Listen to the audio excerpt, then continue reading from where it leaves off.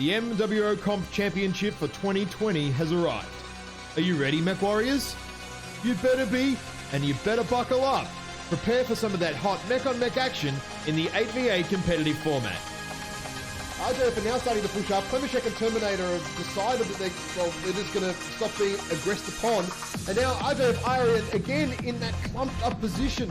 They've been forced in by two corners once again. Well, I mean, MJ12 is set up here just for a push. And Chizingo is already at 74%, 71%. He's about to lose a torso. He's already done because the MJ12 medium pulse push here with all armored IS mechs is coming in hard. I think they're reading my mind here. Yes, here comes the push around Epsilon corner. Focus fire heavy there on that, what is it, on Frio in that Warhammer 2C. Oh, Samaru picks up and just gets absolutely belted by three mechs all at once. They were waiting for him. Judas does it again. McLeod, Quails and Shin are all absolutely wailing on Samaru, who's just lost all his weapons now from that 1-2 peak there. 2-8 now have been pushed well back into the low ground. They have been unable to now hold off this little MJ12 push and harass. The MJ12 Annihilator has even moved up here, but they still haven't bothered to do anything about the caps.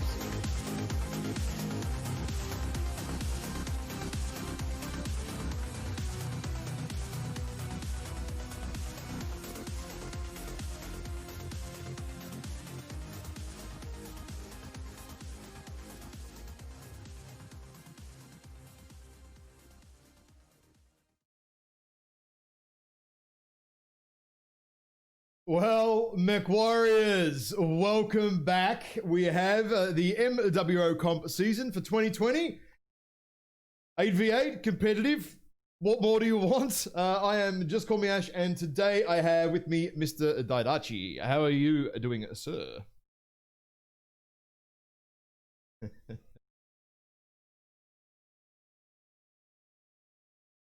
Yep. That definitely fucking sucks, that's for sure.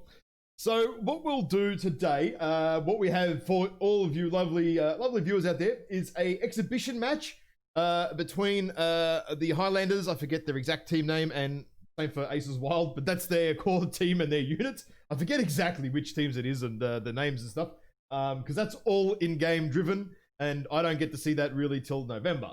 So that'll do for the introduction for these guys at the moment. What we'll do is have a quick chat about the rules here, which I will flick over to. And so stage one, as you can see, is the comp queue, and that is in-game, internally to MechWarrior Online. It works basically the same as Solaris. It's built on the same system, so it's pretty easy to use if you've ever used Solaris. If not, drop in there and play a couple of games, and you'll see how the matches are voted for and all that sort of stuff.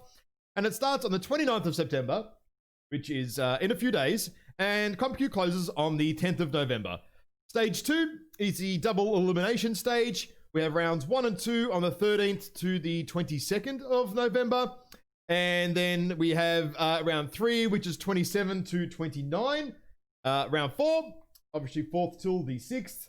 And then the grand finals and round 5 is on the 12th of December. So there we go. Each team gets to select their region, time zones, and all the other stuff. Now, is there anything you want to touch on your rules, mate? Because I need to turn up you. There we go. Yep, that's all right. I've fixed up your sound there, mate, so that should be all right.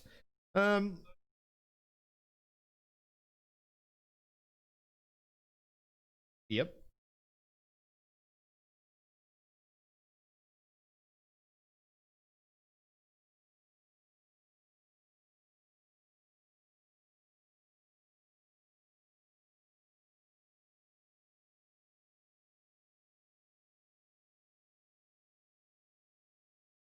Canyon Network with some snow.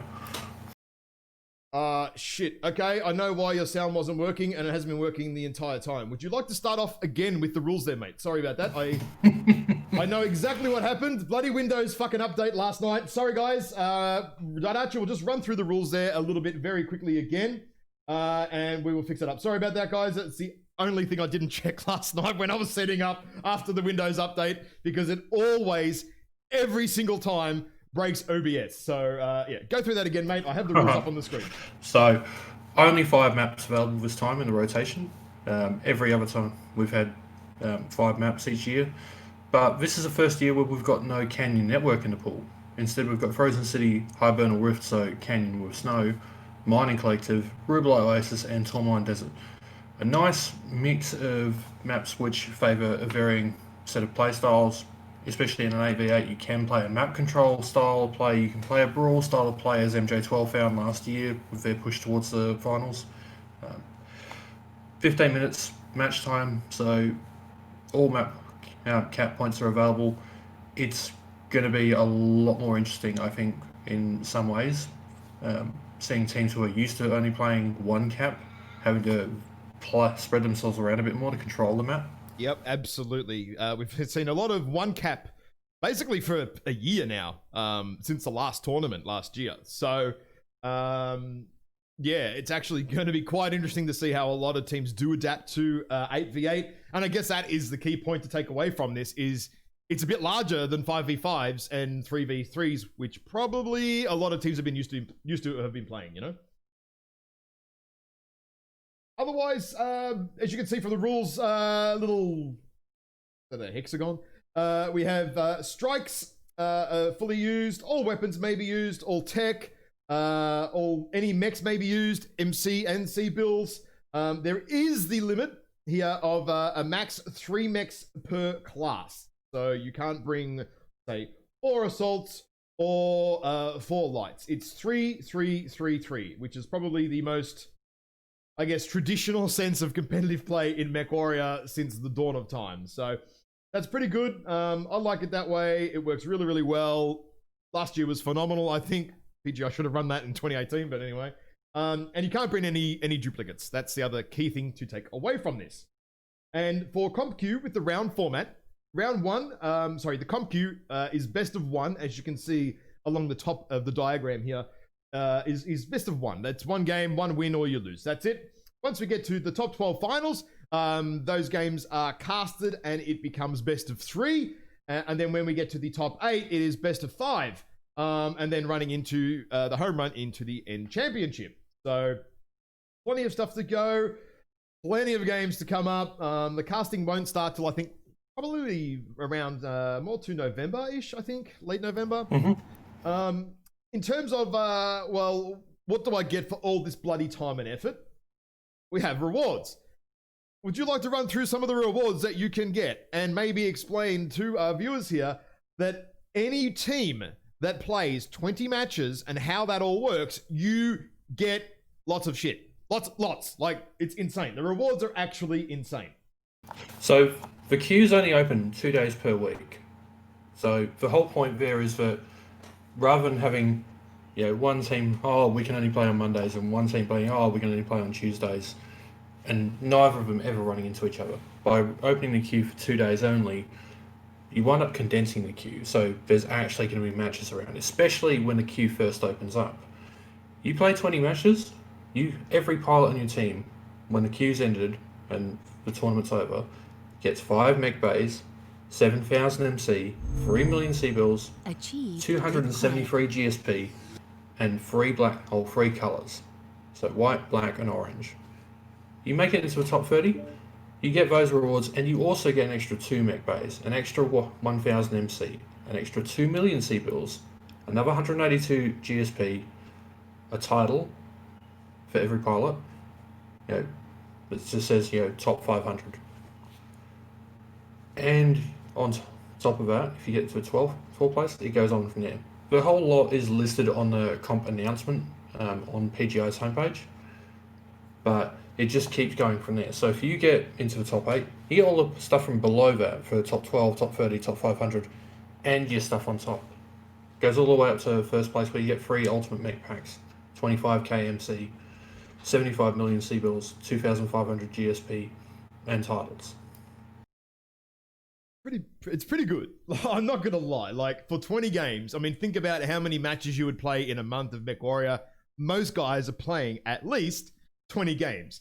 So why not get a team, get some friends, get into some matches, and earn yourself 7,000 MC, 5 mech bays, and 273 GSP, which honestly, GSP is the most insane currency in MechWarrior Online right now, I believe. I mean, MC is important.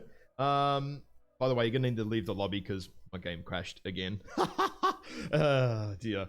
Good old MechWarrior Online. So, yeah, why not get yourself some points, some rewards, just for playing 20 matches with some mates? I mean, win, lose, or draw, it doesn't matter. If you treat it the same as quick play, you know, you're playing some games, shooting some mechs, having some fun with some mates. I mean, that's how it is. That's the game. You don't have to be super competitive to win a whole bunch of shit. So look, you can. That's pretty cool. You can go super serious mode if you want and try to place highly, or you can just get together with your mates and go, guys, let's just have some fun. Yep, absolutely. If you just want to shoot some mechs, talk some shit. This comp is for you. You get some crazy rewards out of it. So, yeah, why not? Now, I just need to reset the teams here in the lobbies because of my lovely game disaster there. Ace is wild on team 2. Yeah, okay, cool. That's good. So, we're pretty much ready for the map ban phase. So the way this works, as opposed to previous tournaments, is that you may have seen this year. Instead of having a set map pool that we go from each map to each man, we instead have, thanks to one of our partners, a map ban effectively, where each team can click on which map they want to ban, and it duplicates more or less what happens in the in-game comp queue. Yep, and a big thank you actually there to one of our partners, Mapban GG. Amazing fucking team, like legit, really good guys, helping us out, doing all of it for us, building it, making it work. So if you do run other leagues or involved in other leagues and you want something that for map bans, it's actually really good. It's not totally finished yet. We're about to flick over to it, just about to flick over to it now. It is not entirely finished yet, so it does look a little bit rough here on my screen here in OBS, and you guys on the stream, but rest assured, by November, it'll look very different and much more smoother and streamlined.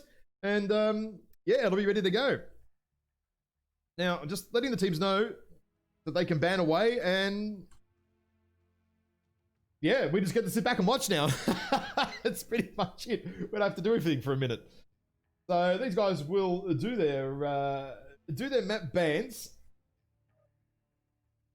Who goes first? I don't know.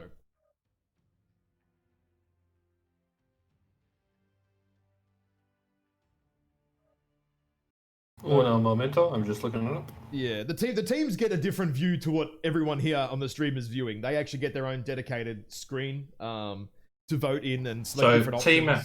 So for a team, best of 5, which is what we're exhibiting today, Team A chooses map 1, then Team B chooses map 2.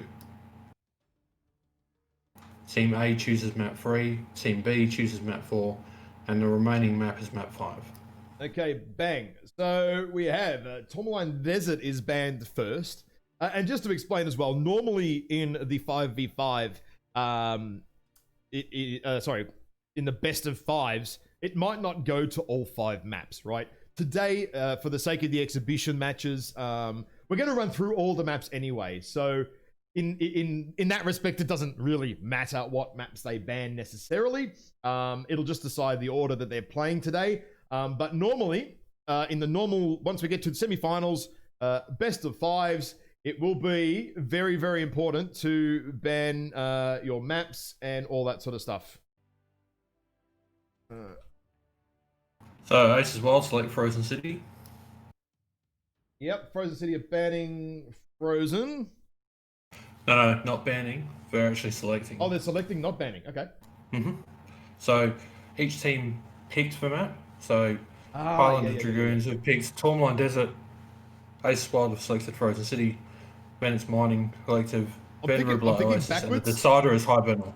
I'm thinking backwards, like as in all my Warcraft stuff the teams that I've been running there. It's all the bans. Actually, it's the opposite. So now so now they're selecting sides, and Highland Dragoons are Team 1, Aces Wild are Team 2 on Tourmaline. Tourmaline, yep. Map 2 is Highland a Dragoon versus. are Team 2 on Frozen City. Yep. The same sides on Mining Collective.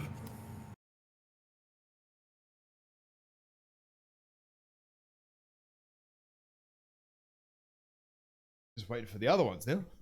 Oh, I mean, they got Mining Collective sorted really quickly. Yep. and sides will matter. It doesn't really matter in this competition, but sides will definitely matter when you get to the sort of pointier end. If you've got specific strats for certain sides, especially in 8v8, that is actually pretty important. Some sides for some teams is really big. Well, I mean, if you look at Tourmaline Desert, I think sides really do matter a lot on that, because if you're planning big, filthy alpha to alpha push, it's, if you're playing sort of range, I think it's in some ways easier from CSJ Hill as opposed to from the other side. But then again, we saw JGX against 228 back in 2017 pull out an alpha to alpha push from the Team 2 side, also from the Team 1 side, and they absolutely demolished them. Yep. Oh, and teams have selected their sides. So hey, we're done. Okay, sweet. You've noted that down, right? What team is on what side? I have a screenshot. You have a screenshot? Perfect. You can tell me after the drops. This is actually the only problem with the map ban thing, is it's a pain in the ass for the caster to work out who's on what damn side, because it's easy to forget. Okay, so we have Tourmaline Desert first, with Highlanders on Team 1, and then we'll move over to Frozen City. Yep.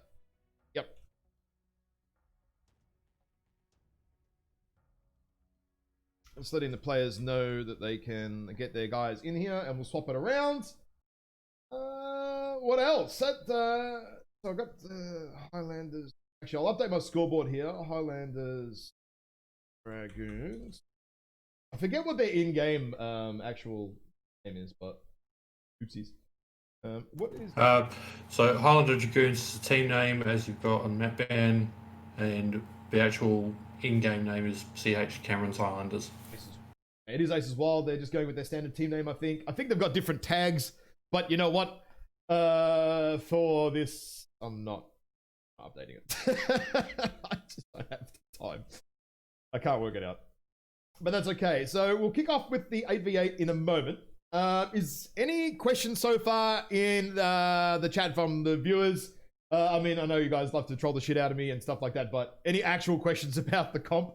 If you have any, please fire away. Hit them at us over the next minute before we kick off.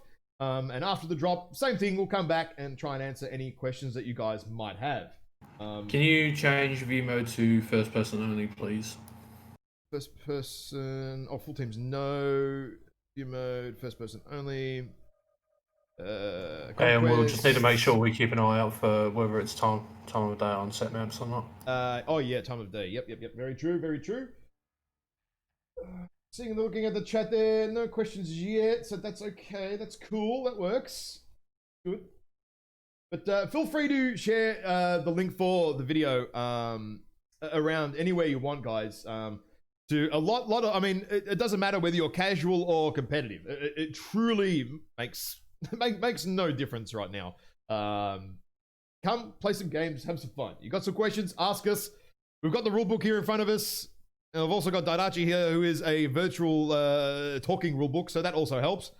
And that's pretty much it. We just need to wait for these guys to lock into their lances. It's actually, I tell you what, it's very different seeing 8 players in a lobby all of a sudden, because I haven't casted 8v8 in a year.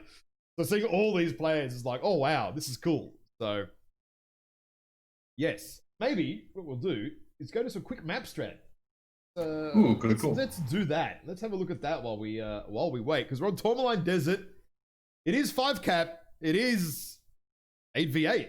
Very different. Very different. Like the map here. Tourmaline.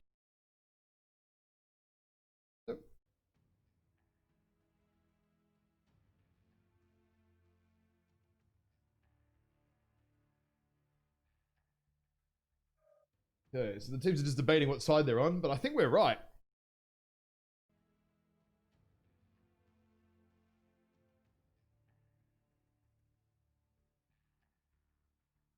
So draw, maybe run us through what you think is happening here while I talk to these guys and work out what is happening here. We're having a little bit of confusion. Yeah, well, no, White Tiger's like, oh, yeah. So, alpha lands for each side, realistically in an AVA, is where a lot of it gets decided. You can either go a full-blown balls to the wall push across. And before I start talking about it, I'm just going to draw some stuff first. Yep, go for it. Yeah, I love AV8, Kelda as well. It's pretty good. I love AV8. I mean, 5v5 is great. Don't get me wrong. It's actually been really great to cast. Honestly, it's been some really good matches. Really enjoying it. So, and even the 2s and the 3s and all this other stuff. Competitive play, whether you're again casual or going for 99.9%. I believe competitive play is always for everyone. I've always had that view. It doesn't matter how good you are. Just don't think you're a hell of a lot better than you are, and you won't be disappointed. That's probably be realistic. All right, fire away. So Delta 5 push, you think, maybe? So, like, there's two options as far as I can see it that we see in the majority of AVA engagements. So, either an alpha to alpha push across Delta 5 E4, or range trading occurring there. Light mechs usually going from Bravo Lance, rushing up to grab Vader. Faster from the Team 2 side, but also possible from the Team 1 side if they put a light mech in alpha. From the Team 1 side, putting a mech up in the Crow's Nest in Delta 7. From the Team 2 side, that circled spire I put on the edge of G4, G5, incredibly strong position to exert map control. Usually see teams putting something like a Hellbringer or a Hunchback 2C up there. It's got really long sight lines and can just scout out what's going on across the map. You can see the majority of the map from that position. And same thing, actually, you can use the spire over here in Delta 5. And I think there's the spire here or here in Echo 6. I forget exactly. Same deal. You can see so much of the map. It's actually, it's very, I think it's pretty important if you want to really have an edge. Get used to using those spires, but also get used to avoiding airstrikes. Very important, because airstrikes can absolutely annihilate you. And we all know what you think about airstrikes. Oh, yeah, God, dude, if I see that in the worlds and it changes the outcome of games, I'm gonna lose my mind. But we have a question there in the chat. Telfast, can you pick the drop zones? Say 2 in Alpha, 2 in Bravo, 2 in Charlie? Absolutely. You can put any mech in any lance, any player you want.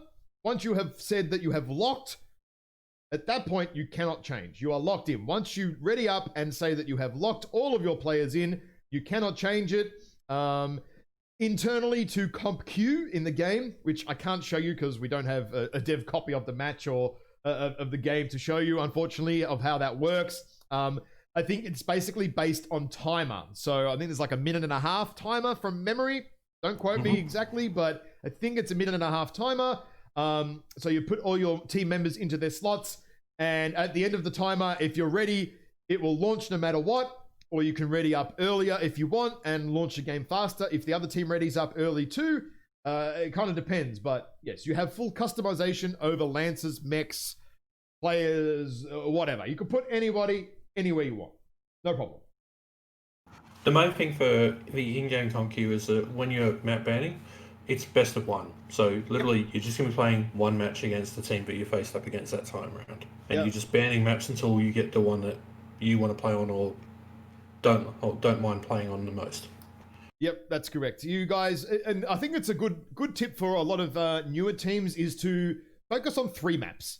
Don't worry about the fact that there are 5, because you can ban 2 in the comp queue, right? Because it's best of 1, the chances of you playing all the maps is 0. So plan for 3 maps, right? And then plan to ban 2 maps. And then that way you only have to ever worry about if you have no intention, say, to make semis, right? You just want to play your 20 games. You want to make it easier for your team plan. All you do, literally, plan for 3 maps. Don't worry about the other 2. Just ban them outright.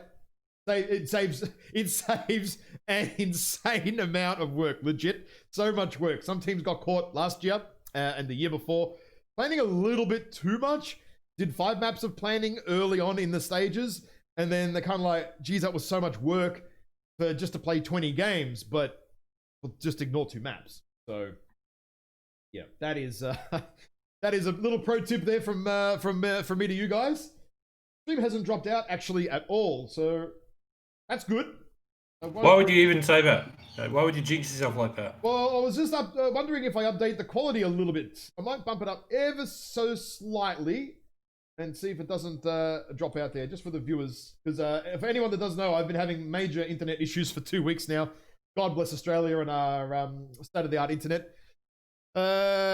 Team 2 is ready. They're locked in. Hey, let's go. Let's go.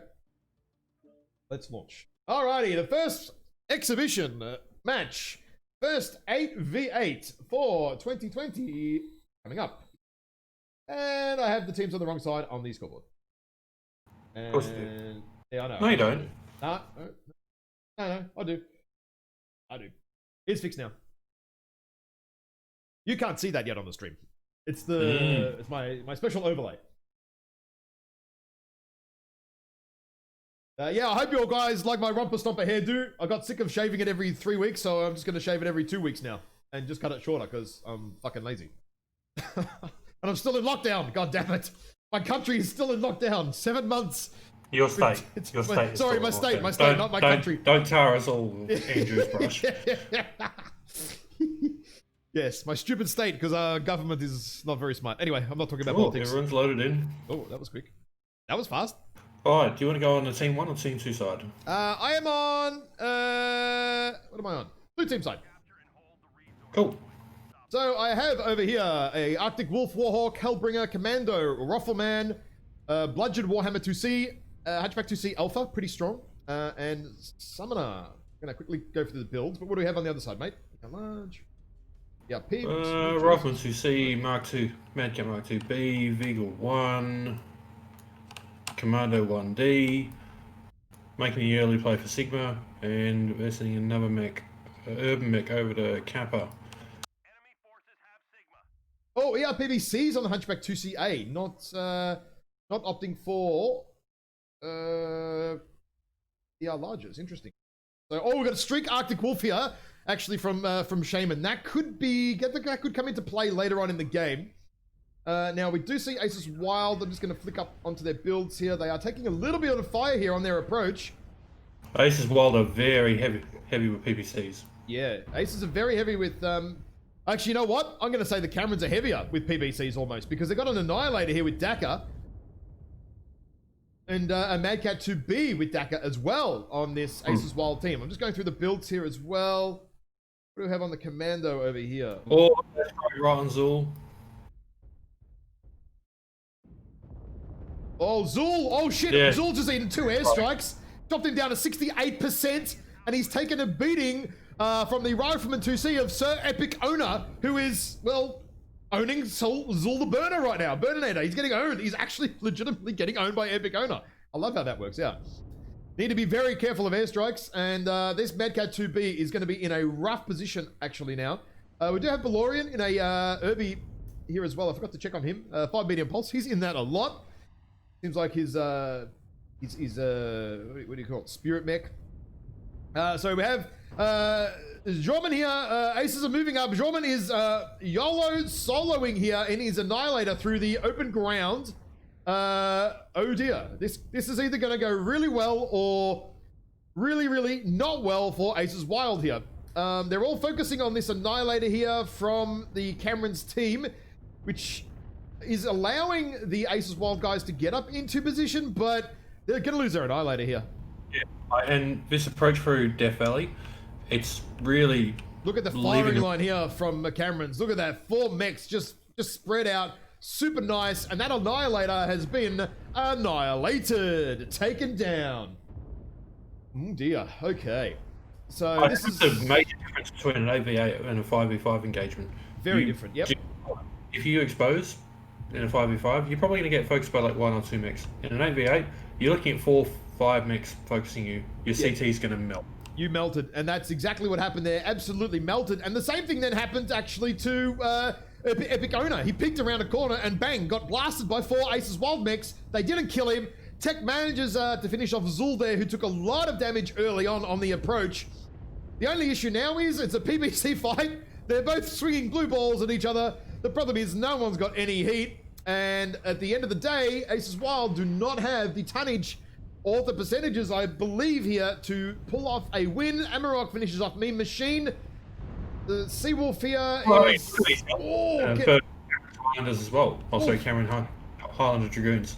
All ranks at 96%, and Skippy and that Hunchback 2C is still at 98%. Yep. There's very, very good armor conservation here from the Cameron's team here in drop 1. Tamerlan bang drops with the PVCs down in the CT, and another Psycho there gets bang dropped on the CT as well. And there is not much more to say about that drop there. Very convincing win there from Cameron's Highlanders in the very first 8v8 game, I'd say, of the season, but of the exhibition season, because we're going to do some more exhibition next week, guys. 8-0 in favour of Highlander Dragoons. 8-0. Okay. Now, I don't actually have a scoreboard built yet for this, so I'm just going to go with wins and losses. Don't worry about the points too much. Would you like to run us through the scores here? Damage. That's the word I'm looking for. So, Tech Drive in that Warhawk Prime, 618 damage, 4 kills. But Serpic Kona, 844 damage in that Roffelman. On the Aces Wild side, due to spend most of his time capping, he got that early back cap on Sigma, only 33 damage.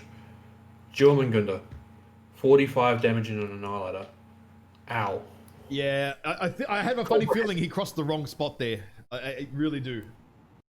Like, I can imagine him going, the team going, you're crossing the wrong spot, and him going, well, I'm already out in the open now. If I turn around, I'm dead. So I have to just commit. Yeah, that's it, yeah. I mean, there's no way you can turn around. You show your back or try and run away, you're going to lose your mech in half the time because you're just going to get PPC'd up the butthole. Now, just jumping out of the lobby here, answering a couple of questions in the chat. We have why AC2s over UAC2s? UAC2s, the DPS is a bit higher, but it is a lot hotter on the Rifleman 2C. Like, significantly higher. So, AC2s is generally going to be what you're going to see over UAC2s there. Now, we need to swap the teams around, right? So Cameron Highlanders on team now, or team 2 now? Team 2 now, yep, okay. Let me just swap these guys around. There is some other questions in the chat there. Hold on, guys, I'll get to them in a second. And what map are we off to, mate, for this next drop? Frozen City. Frozen City, ooh, okay. Daytime. What I'm going to do quickly is flick over to the map strat while I answer the questions. If you want to start drawing, and I'll cover off some questions as we go. No division, Bear, Mr. Bear. This is just an exhibition match. These two teams are actually in the similar divisions anyway, I think. So that's okay. I think they like a Div D, I think, from memory. Mm-hmm. So yeah, we're just doing exhibition matches today. We're going to do some exhibition matches next week as well. So, again, just to answer some questions, get some exposure out there. There's a lot, and I mean a lot of new teams again this season. So, I want to try and get as much information out there as possible. Any questions you have, ask them in the chat. We'll answer them as best we can. And if I can't, Tadachi can't, if someone in the chat can't, we'll get back to you somehow. Ask on the Discord. Always got shit tons of information there. So, map straight, mate. Frozen City. What do you think we're going to see there? So I think that, based on prior evidence, I think we'll see Cameron's Highlanders set up with probably no more than about 1 or 2 mechs around Sigma, just because it's not especially strong for trading. There's very limited positions for cover. Majority of the team, I think, will see push through for a 7-line push. You don't go all the way around to the 7-line, you actually go around the 6-line because you can go into the buildings if needs be, but you can actually still get shots on the approach. Whereas if you go up all the way into 7, you're actually potentially taking fire and taking too long to engage, allowing the enemy team to just slip away from you. From the team 1 side, I think they'll have looked at that and gone, look, trading didn't work for us, we need to just go for a dirty, stinking brawl push. Yep, I'd agree with that. And Aces Wild do that pretty well. So, and we have seen these guys duke it out in divisions for years. These, just because the first game was, first match was an 8-0 does not mean that Aces are out of the running or playing poorly or anything.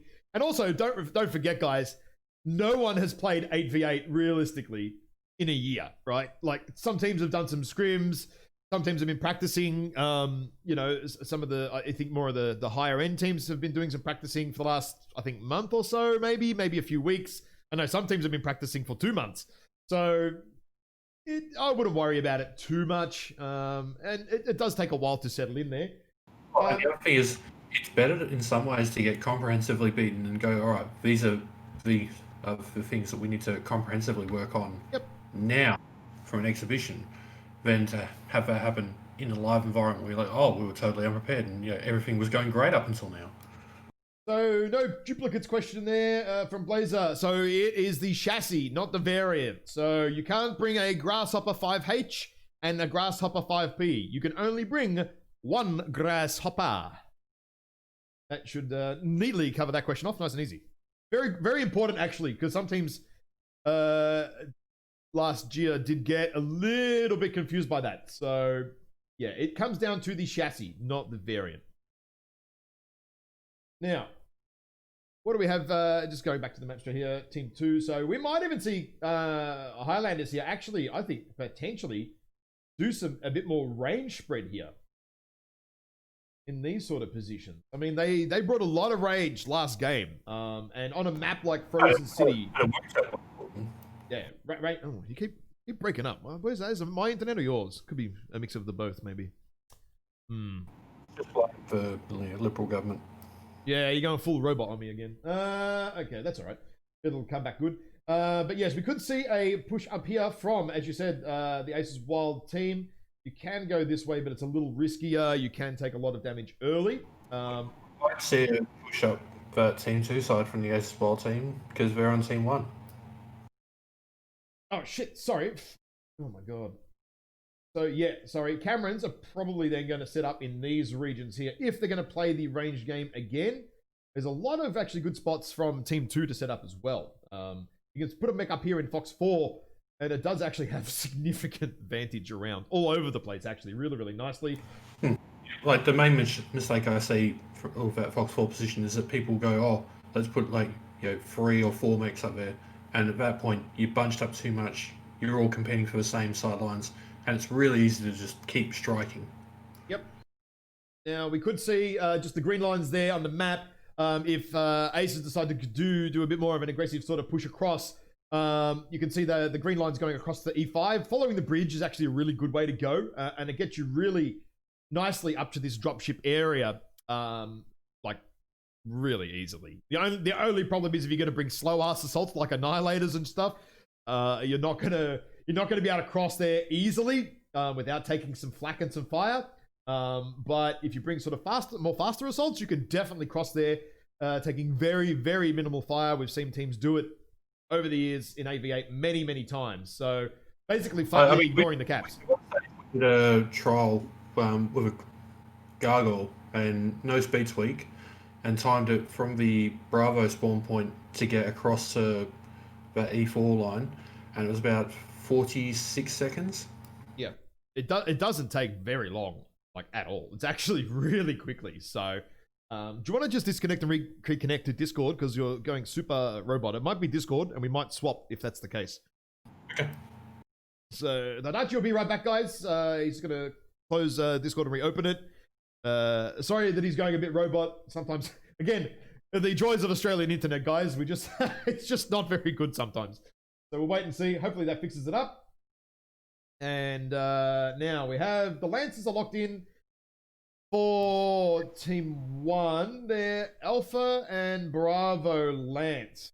Very solidly, actually. And we have... Oh, these guys are locked in, ready to go. Alpha, Bravo, and Charlie. Okay, right. So... the Highlanders are spread all over the place. Now, interestingly, putting mechs in Charlie Lance, you generally don't send them that way. They're going this way because it's very inefficient to put mechs in Charlie Lance if you're not going into the F7 region. We'll find out why they've done that. Unless you're sending someone straight forward towards Vader. and it's a light mech. That's true. They could. Well, there's 2 in Charlie Land, so maybe they're sending 2 there. I don't know.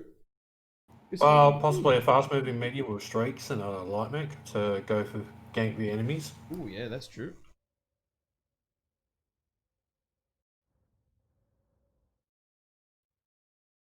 Now, what am I on? I'm on the... I think I'm on the red... No. I think I started on the blue team side. No, red team. Blue team. Why can't I see the red dropships, but not the blue ones? Oh, sorry, they come from the other side. Yeah, okay. I remember now. Alright, so we have a Bloodass Commando, Summoner, Blackjack Vigil, Mad Cat, Grasshopper, and Urban Mechs on the blue team. I'm going to go through the builds. What do we have on the other side? Summoner Prime, Grasshopper 5P, BJ3, Vigil, Urban Mech K9, Commando 1D, Mark 2B, and a Blood Asp. Okay, so we've got a bit of range here for aces this game again. Lots of PPCs, lots of DACA. So the 2 assaults are DACA, and everything else is either ER peeps or ER large. Interesting. Oh, okay. I think we're going to see something different here from Highlanders. Ultra 10s, 4 AC5s. UX could probably be a little bit better. Slip near with LBXs. Ooh, that's going to be rough if it gets in close. And we've got an early Commando fight over at Fader. Yep. And again, that Streak Arctic Wolf. So we've got a little scruffle here at Theta here from both teams. Stuff Your Fear taking actually a shitload of damage. Trying to cap Theta there. And actually, you know what? He nearly got torso to the rear then. One more shot from Peeps could actually have taken him out. So I see another question in chat there from Telfast. I'll cover that off in a minute, mate. I'll actually explain that in higher detail. So just bear with me. I've got some infographics to show. So just bear with me, mate. And we'll get back to that in a minute. And I'll finish casting this one off. Now, we have another cap here. 2 caps for Aces Wild, but Highlanders are moving in. They are not mucking around here. They're getting in there. Yeah, but look, I mean, Stuff Your Fear is running in. I just think that's premature. Yeah, he's getting in there too early. Yeah, he's going in a little bit too early. Going a little bit hard and deep before ready to receive the his team is just not ready here. Yeah, he's got 5 mechs on him now. Yeah. Stuff Your Fear is actually going to die here, I think. I'd be very surprised if he lives through this. He's got a full HP commando on him versus his mech, which is pretty much wrecked. In the meantime, though, Ghostwalker over at the Epsilon cap point, stuck around way too long, got himself legged, and has been taken out of the game. He's done. He's dead. A little bit of struggling awareness there. Again, 8v8. You need to be so much more aware of what's going on in 8v8. There's just so many more mechs on the field, you know? Now. But, I mean, Skippy Nipples went knocked down to 79% there. Yep. So Tech is moving up here, taking a bit of damage. Not too bad. White Tiger's nearly legged as well, actually. So Cameron's could actually be in a little spot of bother here soon if they're not careful. They're trying to rotate through here, but they're... Yep, and Stuff Your Fear is legged. Yep, Stuff Your Fear is... Oh, Stuff Your Fear is legged over the back there in the commando, so Aces can basically ignore him now and focus on the main fight. Meme Machine here is taking a fair bit of artillery fire by the look of it. Stuff Your Fear goes down. And Sir Epic Pona is about to get all 3 men ganked. Oh, Epic Owner in the back there. Yep, in the back in the Mad Cat, over the back of the map there. Is definitely going to get hammered. Zool is in a little bit of trouble here in the Blood Asp, but not dead yet. Camerons are still more grouped than Aces. Aces are very spread out right now. They could turn this around with some focus fire. Succubus gets down Zool. Okay, so Aces are actually in a bit of trouble now because Camerons are now much more grouped up and much more focused. Legend of Khalida goes down there to this Aces... this Cameron's focus fire here. Balorian is now in trouble. Epic Owner finally goes down after 4 mechs were on him for nearly a minute. This is going to turn into Cameron's favor. This is going to go in Cameron's favor here. This Streak Arctic Wolf is going to neutralize the commando. Psycho is in some serious trouble here. And Tamerlan's, Cherry. Yeah, Cherry CT on Tamerlan. So Aces Wild had the position, had the advantage, and just kind of split their forces up. And this is how games can turn in 8v8. Yikes. Succubus finishes off. What I liked there was that they split their forces up to try and take Camerons apart piecemeal. Yep. What went wrong machine gets was the dropped. fact they took too long to do it. Yep. Yeah, 4 mechs taking nearly a minute to kill 1 mech is too long. If they have killed it in 20 seconds, this game would be very, very, very different. But wow. And look at that. There you go. 8v8. You can turn a game around in a matter of 20 seconds. Quite literally 20 seconds can turn a game. Aces Wildwood definitely in the front there. Huge, huge advantage. And then got caught out, split up their firepower, didn't kill the mechs they needed to. And Cameron's Highlanders here, keeping that death ball going, were able to pull off the win in the end. I mean, I'm just going to echo chat here. Kalita, it's pretty clearly Legend of Kelda. Legend of Kelda? Ah, whatever. Get staffed. You know what I'm like. Reading I get caught up in the comprehension moment, OP. mate. I get too caught up in the moment, you know? Okay, damage numbers. What do we have? Oh, dear. Like, I struggle to understand how you read a map. No, I don't. The Like, Google Maps let reads alone. it to me.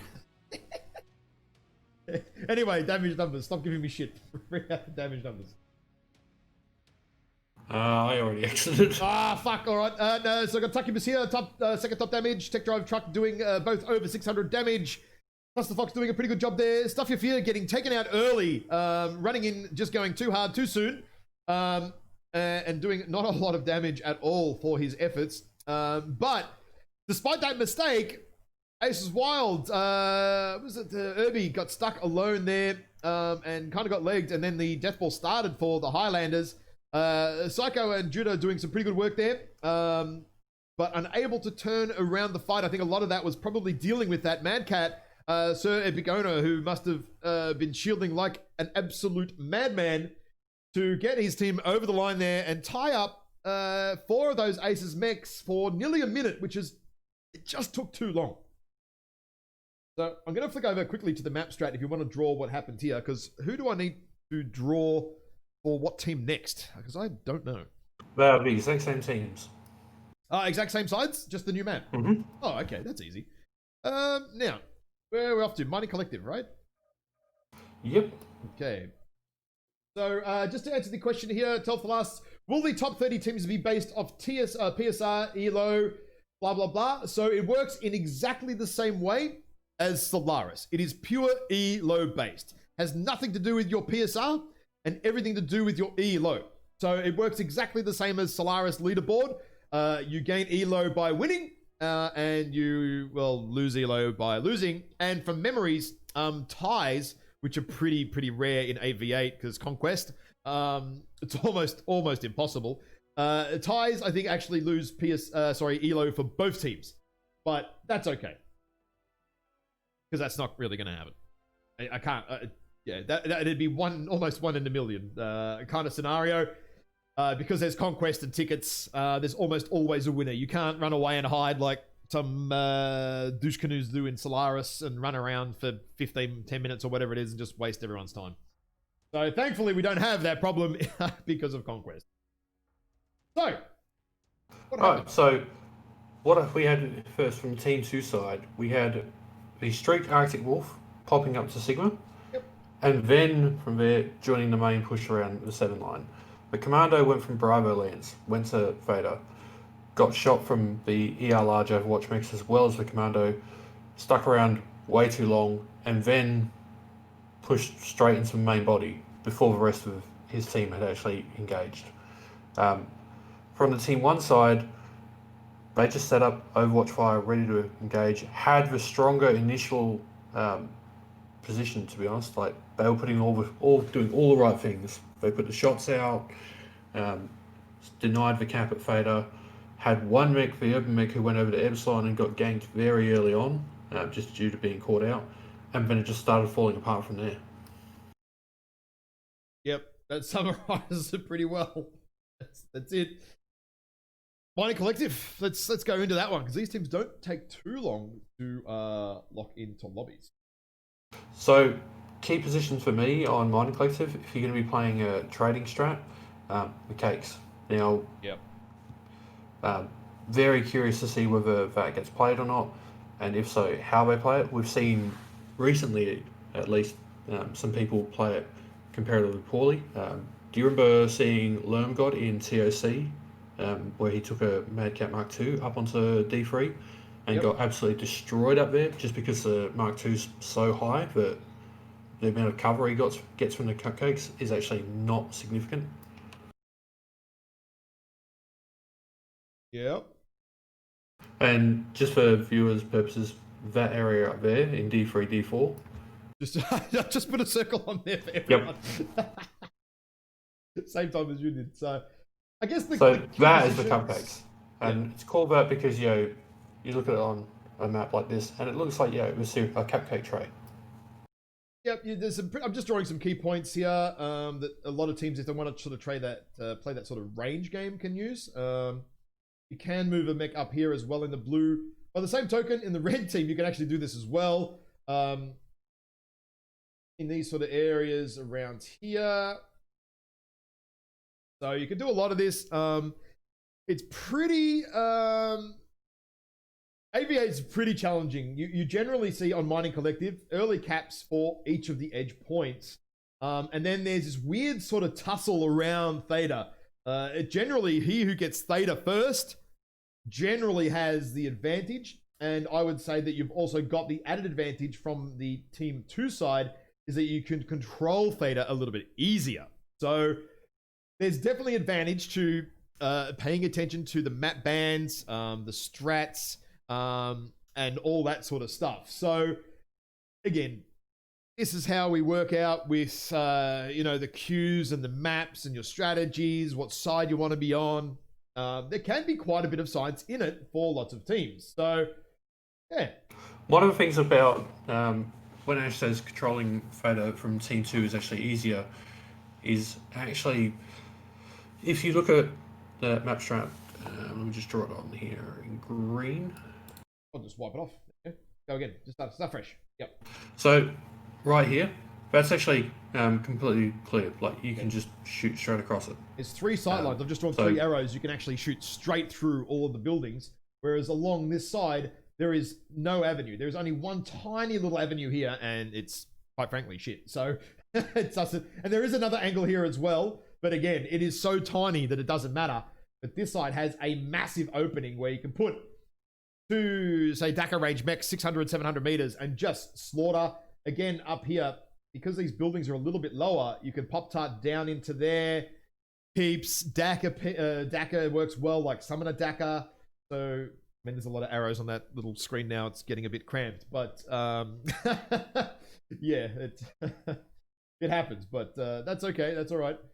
But yeah, Team 2 definitely a little bit stronger, depending on how you play it.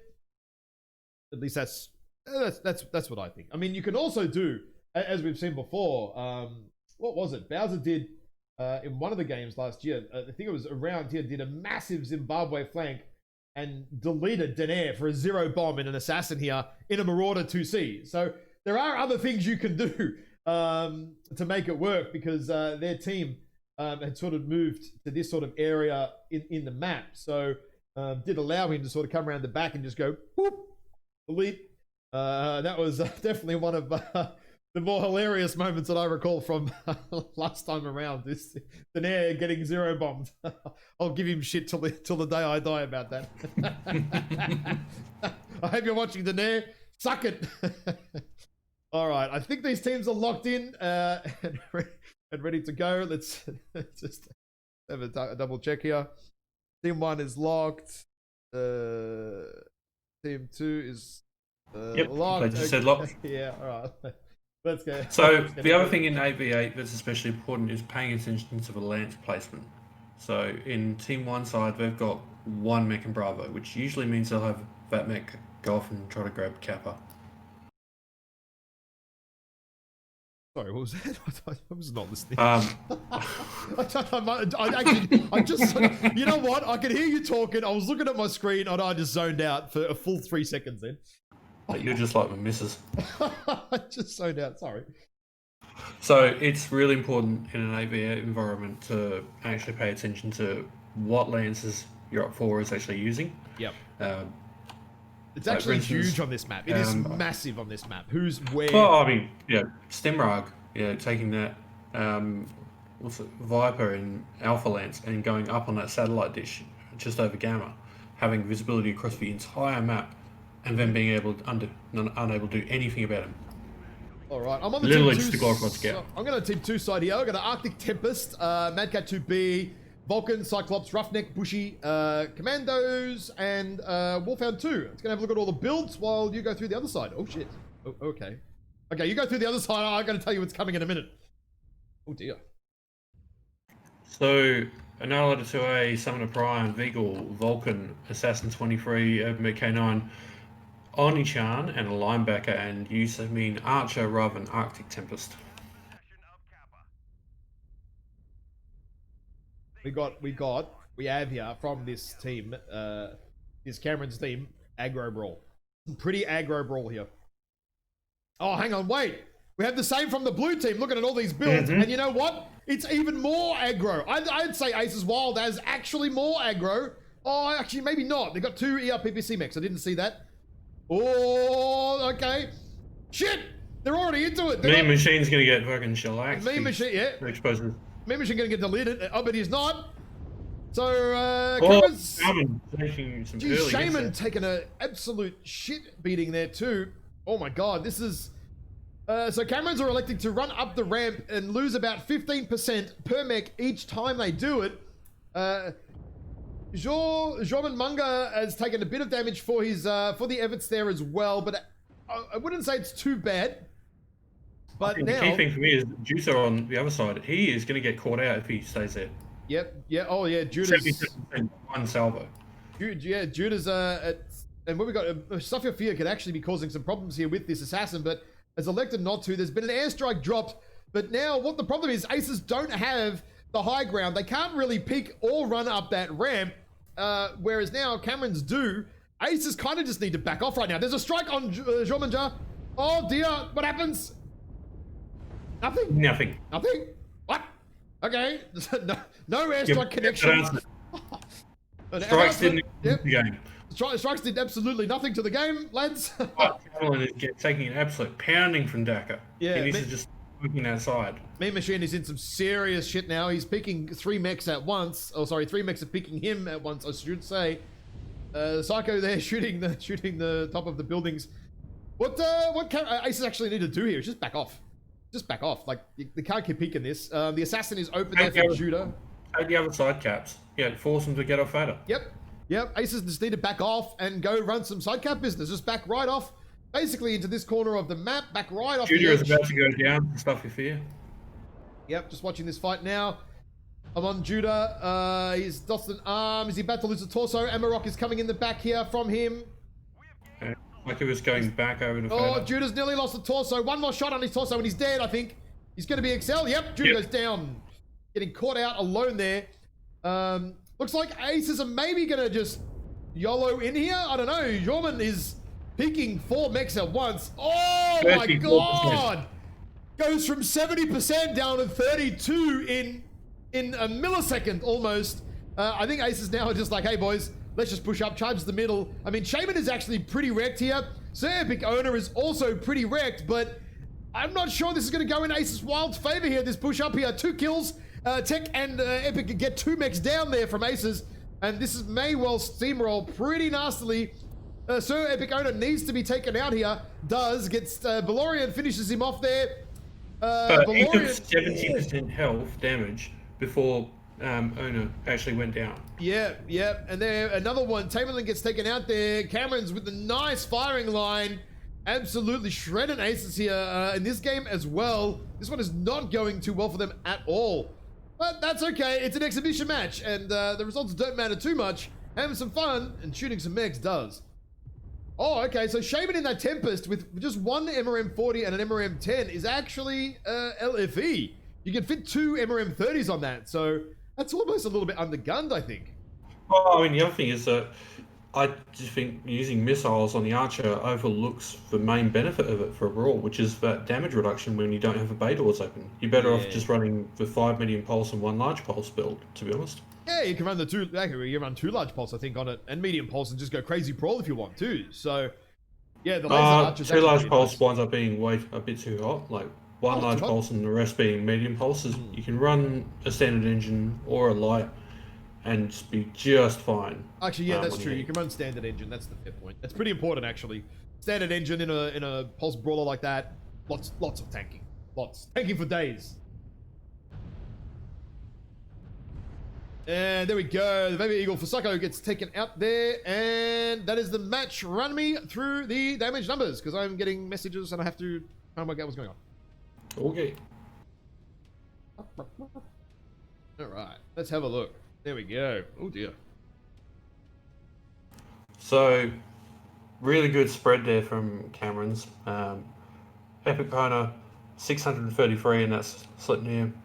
Shaman, 505 in that Archer. Tech Drive, 571 in the Mark 2B. Skippy, 410 in that Vulcan. Falcon in that Bushwhacker, which, to be honest, I didn't even notice for half that match. 423 damage. But stuff your fear, 404 in the Commando. Over on the Acer side, that's actually a lot of damage for. Yeah. I think maybe an airstrike because he was just chasing a commando for most of. The assassin for most of that game. Yeah. So, Jormungandr 613 in his Annihilator, 710 for Psycho in that Veagle. So he was putting in work. That's actually a Tamerlan, lot of damage. 428. I think he could have potentially gotten about as high, but he was constantly being shot at from that same position. That Assassin was probably the low point because he was engaging around that side instead of just taking the caps and drawing them out that way. He only did 88 damage. So just run me quickly through the teams here. And we'll swap these guys around. Rubelites, Cameron Highlanders are Cameron's Dragoons. Also, Highlander Dragoons are Team 1. Okay, let's swap these dudes over then. And I'll bring up the map strat for you, which is up there now, so you can draw a little bit of what happened on that map. Then we can go into the next one.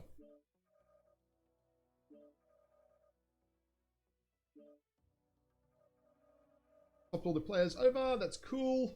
Sorry, what was the next map? Rubelite Oasis. Ooh, the old Rubelite. Rubelite's really good fun, actually. I really like it. I think it's actually probably one of the best new maps that PGI have released. Absolutely. Solaris City I like, but it's buggy as hell. Yep. Rubelite is a very balanced map overall. Okay, so what are you doing? And I particularly like the fact that there's the overhanging mountains at the top, so if you're right at the edges, strikes aren't so much of an issue. So I'm just going to go quickly over some questions here while we have the map strat up, so you can do a quick little few arrows there, and then interject when you're ready to explain the drawings. Now, why airstrikes over arty strikes? So it depends. Telthas, airstrikes are better to dislodge somebody, so a mech hiding behind a wall or a building, because the airstrike will fly basically over the building if you place it in front. Whereas arty strikes are better in terms of if you want to remove a clump or often defend a cap point, because the pallets spread around, especially on cap points, spread around. So if a light mech is on a cap and doesn't see the smoke, you can potentially clip it with 2 or 3 pallets and basically kill it in a single shot. So it depends on the situation, what strike is better, whether it's air or arty, and depends on your mech and your role, I think, as well. So,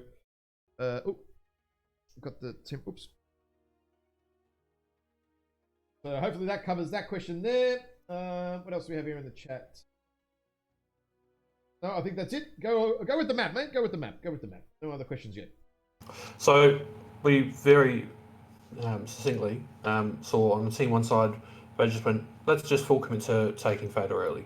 Yeah, moved up there, turned around, puts constant fire onto anything that exposed. Had 2 mechs that went from Alpha Lance, grabbed Gamma, came up to the edge of Vader, and then started putting pressure on that linebacker as well as the Assassin. The Assassin was from the Team 2 side in Alpha Lance, grabbed Epsilon, came up to try and exert some pressure on Vader, but because he was by himself, just could not do anything. Took a shitload of damage in the process, disengaged, tried to move off towards Gamma and just got chased. Yeah, that's pretty much it. The Aces just got stuck there a little bit. They just needed to back off a little bit, and let Cameron sit on the cap point. They want to sit on Theta with 8 mechs or 5 mechs. Who cares? Let them do it. take the map control and get it back. But yeah, and that's probably the one cap coming back to haunt some of these people. Like they're so used to, oh shit, that's the only cap point. We have to do something to take it back. Instead of going, well, there are 4 other caps. We could just go take all of them, and they have to come off at some point. And at that point, we just pummel them. That's it. Now let's go to Rubelites. This is always a fun one. There's actually so much can really happen on this map too. And like you said earlier, PGI did a bloody great job. They got a map designer on this one, and they really actually did a great job. I mean, credit where it's due. I mean, everyone knows a lot of us, me, critical of PGI at various points, but if they do a good job, they do a good job, and Rubelite is a really good job. I mean, yeah, there's some janky edges and some problems, blah blah blah, but overall, the map's really good. I like it. What do we have? Hey, looking at the Lancers, they haven't really.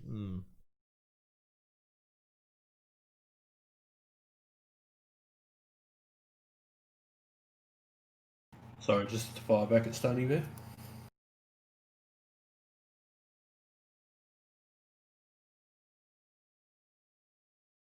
Thank you, Monty. Your support is appreciated. Yeah. Go revive the Liberties economy, Stoney. Get out of northern Sydney, you snob. Actually, nah, you're probably a western Sydney boy. All right, so Tourmaline, what's going to happen?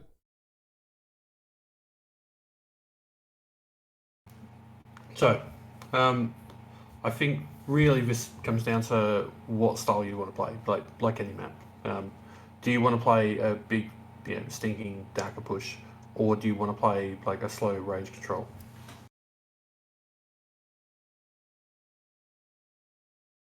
Who's going to do what? Oh, yeah. Range control's really been working out, fairly well for Cameron's Islanders. Like they've obviously been practicing it. Yep, and there is a big gaping hole. Actually, I'll just do this here. Is that Team 2 has a little bit of an advantage here in that you can get up to Theta without taking any return fire.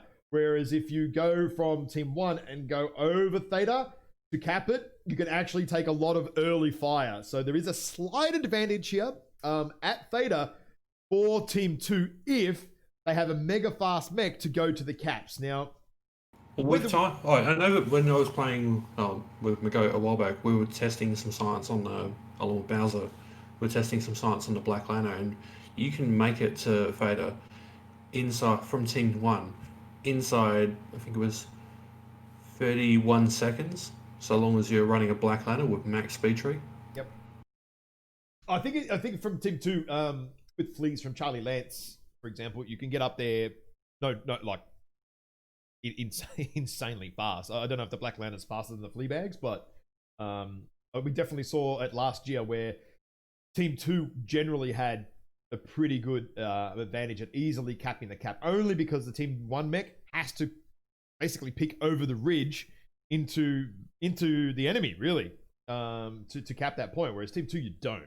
So you can actually sit in the low ground just in this little corner here, and no one from any of this area actually see you. So we'll wait and see. Now we have Team 1. They locked. Yeah, Team 1's locked. Okay, Team 1 is locked, so they're kind of spread out. 1, 2, 3. Pretty heavy in Charlie. So I would say, obviously, it's going to be sort of this business. And you're going to see mechs, a lot of... Actually, I'll just clear that off. Very heavy here in Charlie, Bravo, and Alpha. We may see someone come around to Kappa, maybe. Stuff Your Fear in Alpha Lance may well do that because he's in Kappa Lance and normally is their light pilot. Now, we'll see mechs come up to here, potentially here, sometimes here, but this area in the F5 region is a little bit of no man's land at times. You can definitely get caught out there and really pay a price. You can also send mechs up into the low ground here and use some ridges here to pop tart and peek around. You can also go under here, and there's basically a big fat ridge here where you can bring your mech up to. And for the red team, there's lots of points here, sort of back here, in sort of this area, and a little bit in this area as well. And you can go under to that way, under the bridges. from there. So we'll find out. They're very Bravo and Charlie heavy here for Team 2. They are not doing anybody in Alpha Lance at all. So it doesn't look like they're going to contest Epsilon at all. I'm suspecting we're going to see... I would say we're going to see a fairly early scrap at Kappa, actually, with Stuff Your Fear in Alpha Lance. But, hey, we'll wait and see, right? I don't know. Let's launch it, yeah? Yeah, let's get into it. They're ready to go. Let's not muck around.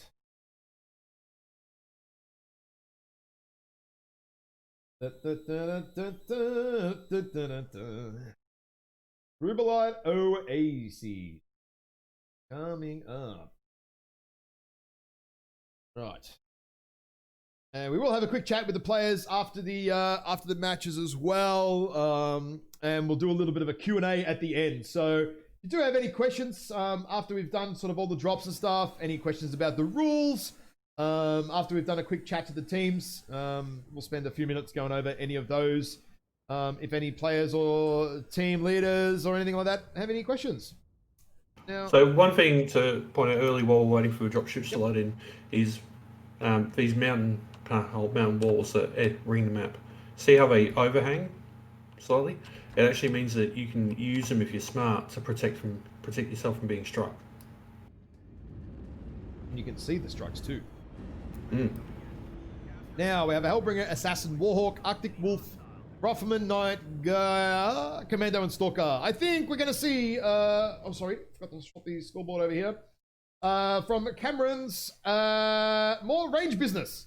What do we have on the Aces team? Summoner, Night Gear, Blackjack, Veagle, Commando, Blood Asp, K9, Mark 2B. Just seems like, again, a mix. So some long range and some mid range.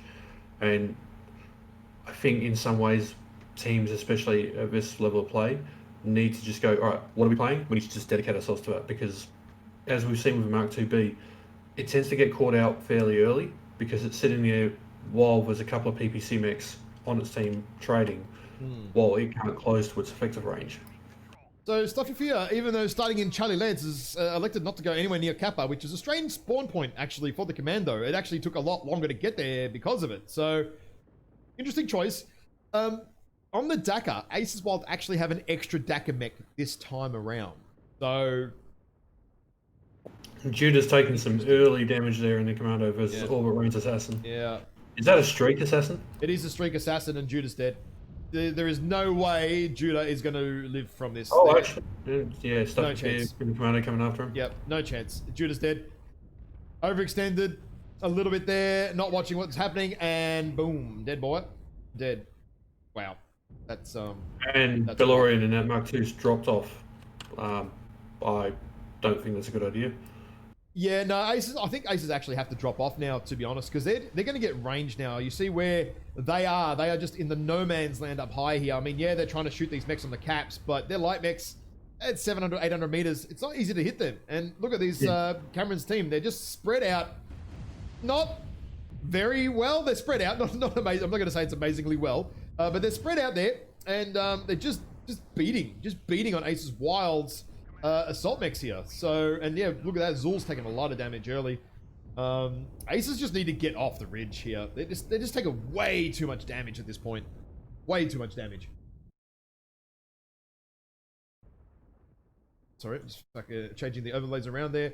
So I think Aces' best strat right now is to actually go the low ground and almost charge up through Theta with Dakar into the range. I think that's almost their only option. They keep trying to play this high ground range business against mass PPCs. Oh, Epic Owner just fell off the edge a little bit.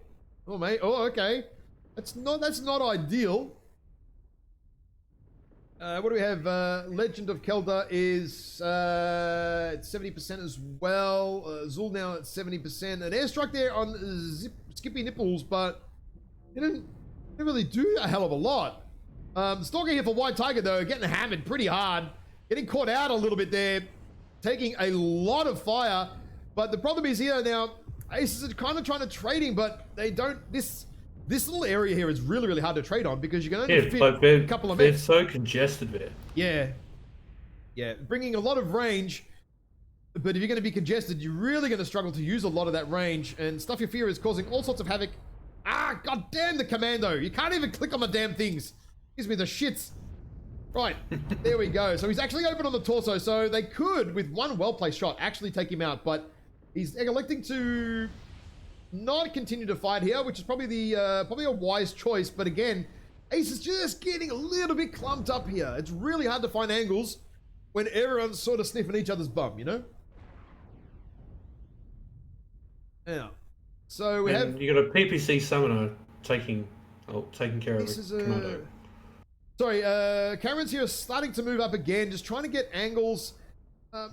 Again, Cameron's are a little bit clumped up, nowhere near as much as Ace's, but they could probably have one or two mechs over here, Cameron's, and still have lines over there, because if you're going to move right, you're going to corral them left generally. So you want to have some more angles here.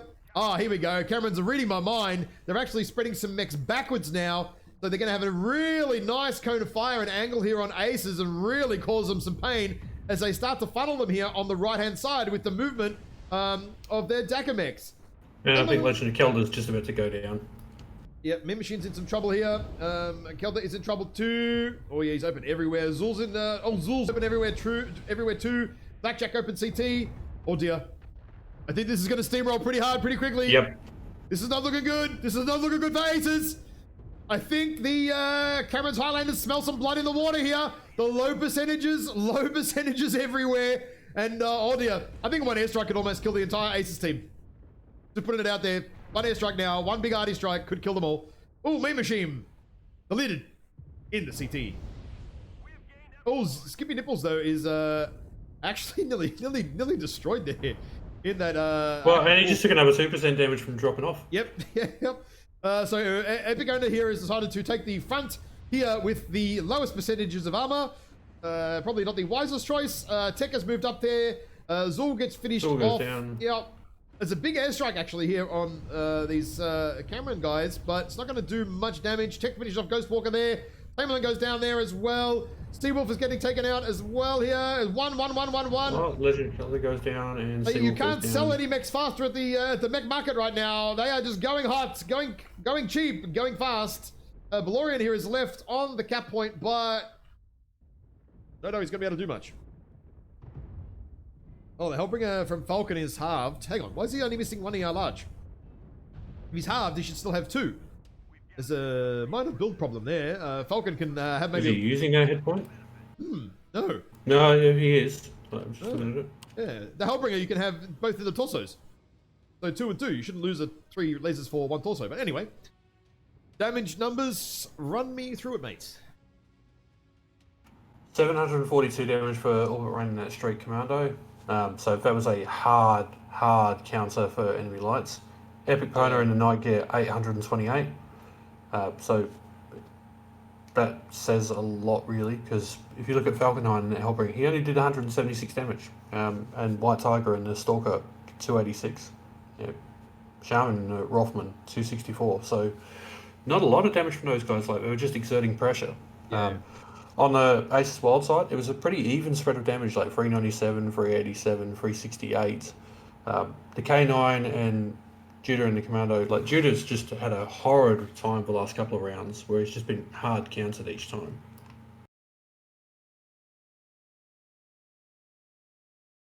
Yep. Can't disagree with much at all, even though some of these mechs here didn't do a lot for Cameron's. I think just corralling them and getting the angles kind of did the bulk of the work there. So now another win to Cameron's there. Don't worry about the scoreboard, guys. I'm just updating wins and losses, basically.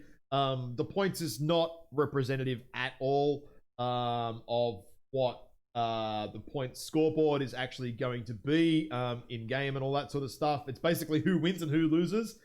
We just haven't. Sorry, we haven't. Our lovely mate Curlon hasn't built the scoreboard yet. Not saying he has to or anything. What do you mean? You haven't begged him hard enough to do it for you.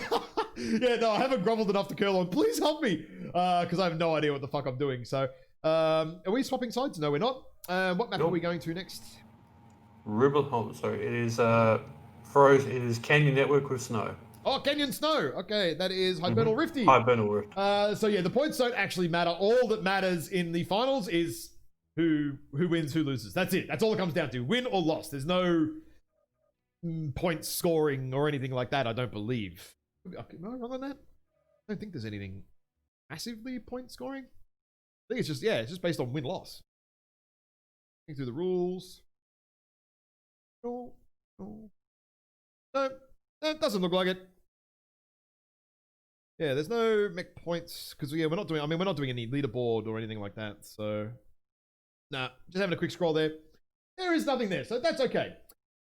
Let's do some map strat then. Hibernal, Rift, or Canyon Snow. What do you think is going to happen there, mate? Because I think last drop is reasonably well explained for all those guys there.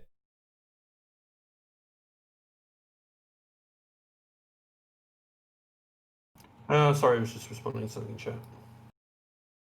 That's okay. So, Hibernal is actually one of the maps I'm not so familiar with. Let me just reset the map strat to be on the right map.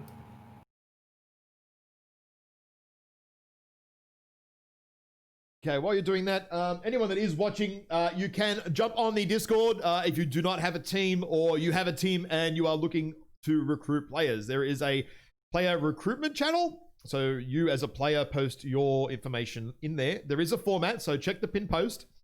Make sure you follow the format, please. Just because it makes our admin life really easy. And there is a team info channel. Again, check the pin post, guys. Has some information there. Please follow the format. If you are looking for players, you can post your team information in there. So, back to the map strat. What do we have? So, Team 2 have a much easier time of controlling Kappa than Team 1 do. Team 1 have to go down a valley where they're all just hemmed in unless they jump over. We've seen in the past some teams go, all right, well, from Team 1, we're just going to use all jump jet mechs and jump over and rush towards Fader. It's on the surface very similar to Canyon Network, but there are some key differences. And those key differences are particularly the case as far as getting up to D4. Let me just draw it in. There we go. Much easier to get up than it is on Canyon Network. Oh. From the Team 2, you mean? Mm-hmm. Yeah. Well, you've got two ramps. I think you've got a ramp here and a ramp in this area. Well, somewhere around here. I forget exactly where it is, but I'm actually really interested to see, because of some of the actual ramps, right? And you also have another ramp at the back here, which makes it really easy to get up from there. And I think here, are we going to see a little bit more brawl aggro because of this? We've definitely seen it from teams in the past on Canyon. Some really brawl aggro stuff, but sometimes it's been hampered by maneuverability and jump jets. You don't necessarily need them as much on Hibernal. So I don't know if that's going to play a huge factor or not, but I'd be really interested to see. There's actually another ramp over here too, straight up, basically from the spawn point. You can walk straight up here too. I think up here, I'd have to get into the lobby to actually triple check all that, but I can't quite remember. So, like, what I think we're going to see here is that this is the last drop, and playing a mix of range and mid-range hasn't worked out well for Aces Wild. So they're probably going to be talking amongst themselves and going, guys, let's just commit to just pushing their shit in. Yeah, it's worked out for us in the past. Let's just do it. Yep. And no, it's not a scarf, you guys. I'm not bloody diving into my missus's closet. I had to be very careful what I said there. It's actually just a fishing mask, because Victorians have to wear masks everywhere. So yeah, that's I just forgot to take it off, guys. I literally just had to go to the shops this morning, running around like before the cast and stuff, because I hadn't done any shopping for a week, so I had to do a lot of running around. So just purely running late. There's nothing wrong with me or anything like that. Take it easy. And there's a giveaway running. Hashtag holy shit. Make the timber good again. What a ridiculous amount of text live. Can you stop doing that? That is just stupid. So if you want it's a ridiculous amount of text for a guy who has trouble spelling common words. That is just that's absolutely bloody absurd. Don't do that again, mate. Just make it simple, So yeah, if you want to give away, pump that into the chat. Make the timber good again. Oh gee. Do that again, I'm going to kick him out of the chat. That's fucking ridiculous. All right, these guys look like they're ready. let's get into the lobby and get underway for another game. So do stick around, guys. After this, we'll do a quick chat with the teams. And then after that, I'll quickly run through the rules again and go through it with everybody and all that sort of stuff. So good to have 107 people watching as well. Yeah, we've got heaps of people watching. If you do know anyone on any other team Discords, quickly tag them if they have any questions or you've seen some debate about the rules and want it all clarified. In about 10-15 minutes, we'll be able to go through all that for you, answer all your questions in detail. What the fuck am I? Oh my god, what is this? All things Summoner. Oh my god. Vulcan, K9, Rifleman 2C. Why is it not coming up here? Okay, so I'm just... There we go. I've got the builds here now. What? 2B, and Casting tool not working. There we go. Okay. Yeah, heaps. So we have on the Rothman 2C Summoner, Vapor Eagle, Vulcan, 5T, Commandos, Medcat 2B, and Irby Derby mech. For red team. Just looking at their loadouts. What do we have on the Cameron's loadouts? Grasshopper Mjolnir, Victor 9A1, Tempest again, Mark 2B, Assassin 23. Ooh, rolling, huh? Is it? Paquette, Huntsman Paquette, and a Vehicle 2. LBX 10 Mjolnir. What? A 3 AC 10 Victor. I haven't seen that Victor for a while. It's nice. Arctic Wolf again. Oh, 2 MRM 40s and 1 MRM 10. Okay, I was about to say that Archer build was strange before with just 1 2, but it's actually got 2 MRM 40s and a 10. That's a lot of firepower for that mech. I think it's a lot. It's a lot of sandblasting spray. Yeah. So we've got the teams moving up here. Camerons are doing the, they think it's quick play right now. And they have left Meme Machine alone. Meme Machine is alone to get farmed here by the Cameron Highlanders team. Oh shit. He better be screaming on comms. He needs help because he's about to get taken out.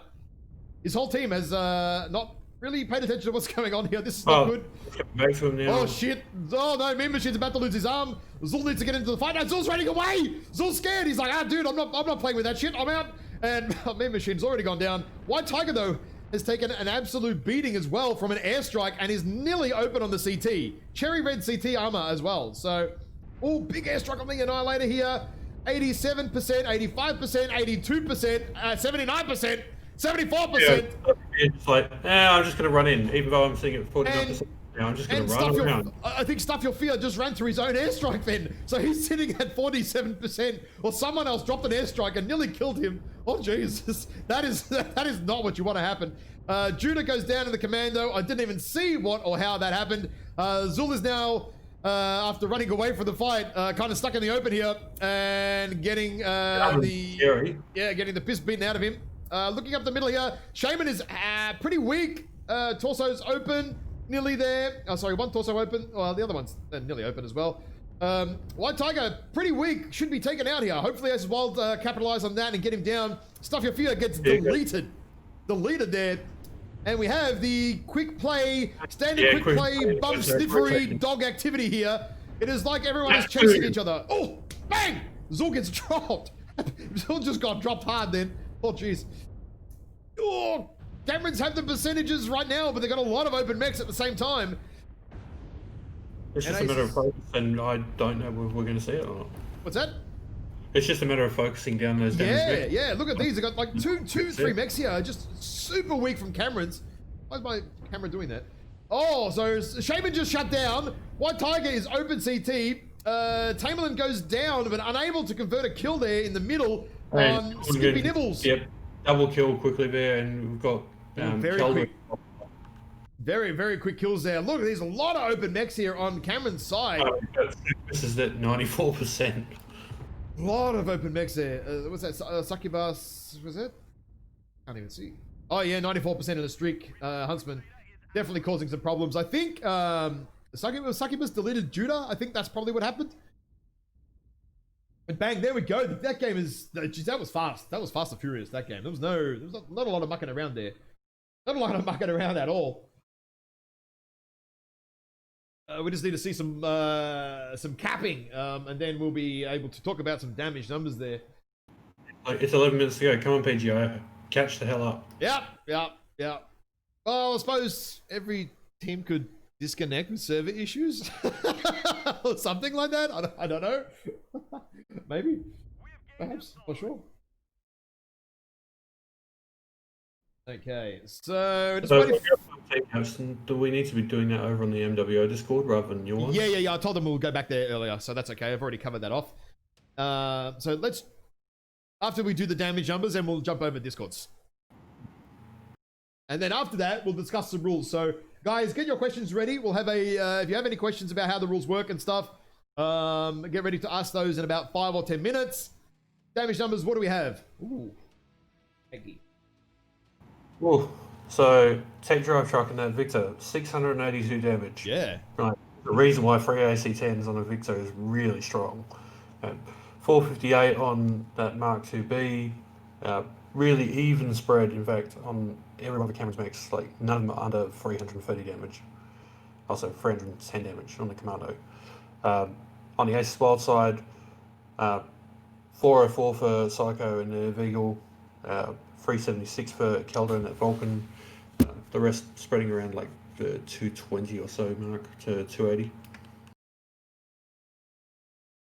I just don't think the focus was there a lot of the time. Yeah, Mean Machine getting caught out a little bit. I mean, he managed to drop a strike and pump out 260 at the end, but just got a little caught out there. The team just a little bit not aware of the Aces, the Cameron's push there, which was pretty strong. Jump over to the comp Discord and we'll grab these dudes. Just hold on a sec, guys, while I switch over to the what is it called? The Discord here. Okay. I'm waiting. Welcome, guys. Hey, thanks for the matches, kids. Hang on, I'm gonna turn you down a bit. Hang on a minute. There we go. Well, I'm really that loud. You are. Just yeah. You know, there will be snacks, but you know, That's you're okay. just gonna both head to Australia to get them. You know, good luck with that. Discord, mate. Some people are loud, some people aren't. It's all over the joint. Always is. So, firstly, Camerons, how did you find today's games? Obviously, pretty strong performance. I mean, this is an exhibition match, so there is that to take into account. Yep. But what do you think? Pretty fun, and can't wait to see how the rest of this comp queue goes. Definitely. Okay. So, it was interesting to see you guys playing such a ranged heavy deck because you know, you'd obviously been working on it, like actually having proper concave set up, you know, focusing your targets. Was that just something you guys have been working on since TOC, or something that's just been an evolving, ongoing process? Bit of both. I mean, we came out of TOC, you know, a bit roughed up, knuckled down a little bit, you know, decided we're gonna try really hard this time around. And since it's 8v8, and we definitely wanted to make a good showing here, so we brought out some stuff, and we're gonna, and hopefully today's performance can transfer into the comp queue. So yeah, we're itching to go. Yeah, I mean, you guys generally haven't played a super rangy sort of control in the past. So is that more of a plan for this season? Without giving away your stats? I ain't gonna give anything away here, Ash. I ain't gonna give anything away. So you're gonna brawl the rest of the games is what you're telling us. Okay, cool. No worries, dude. No.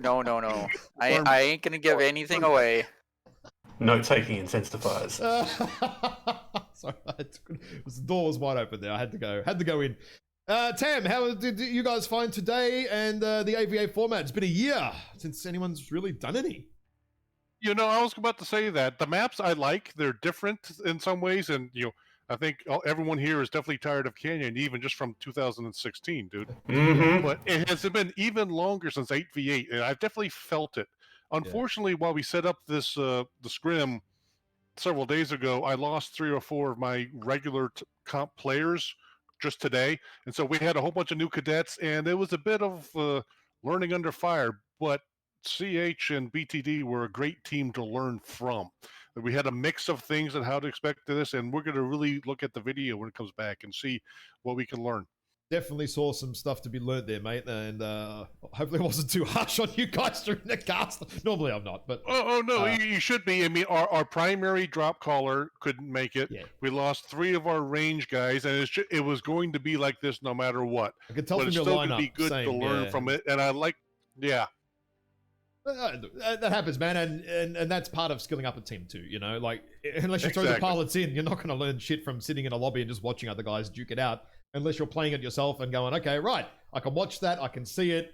I made some mistakes. Oh, okay, I can sort that out. And I would actually encourage teams as well to any teams, jump on the Discord, organize some scrims with teams around your level. I mean, most teams have a fairly good idea of their division level from past tournaments.